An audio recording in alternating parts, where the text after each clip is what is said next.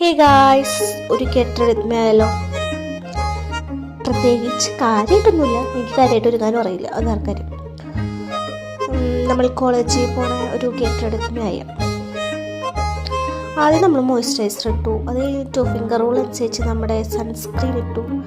ചെറുതായിട്ടൊരു white castor sunscreen ആയിരുന്നത്. അത് കഴിഞ്ഞ് നമ്മൾ മുടി തേച്ചു.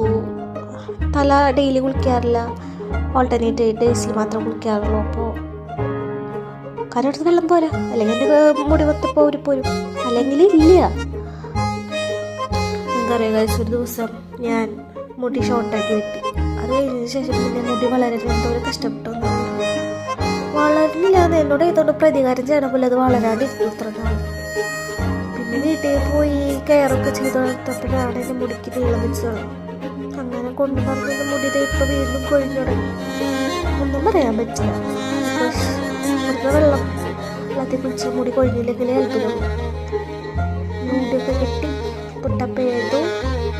നമുക്ക് ഹെയർ നെറ്റൊക്കെ ഇട്ട് സെറ്റാണ്. പിന്നെ ഇത് കഴിഞ്ഞിട്ടുള്ള പരിപാടിയാണ് കോട്ടിടൽ ചടങ്ങ്. കോട്ടിട്ടിട്ട് വേണമല്ലോ പോവാൻ, ഇല്ലെങ്കിൽ നമ്മൾ കോളേജിൽ നിന്ന് പുറത്ത് നമ്മൾ കോട്ടൊക്കെ ഇട്ട് ID കാർഡൊക്കെ ഇട്ട് സെറ്റായി സെറ്റായി. പിന്നെ കഴിഞ്ഞ് ലിബാം ഇട്ടു. ലിബാം ഇട്ട് കഴിഞ്ഞ് ലിപ്സ്റ്റിക്ക് ഇട്ട്, ലിപ്സ്റ്റിക്കിൻ്റെ ഷെയ്ഡ് ഉള്ളത് വേണമെങ്കിൽ കമൻറ്റ് ചെയ്യാൻ മറക്കരുത്.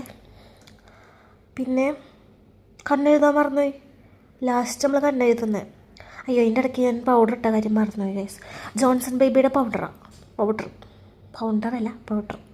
ഞങ്ങളുടെ അവിടെ എപ്പോഴും പൗഡർ എന്ന് പറയും. നിങ്ങളവിടെ എന്താ പറയുക? പൗഡർ എന്ന് പറയാറുണ്ടോ? സോറി, പൗഡർ എന്ന് പറയാറുണ്ടോ?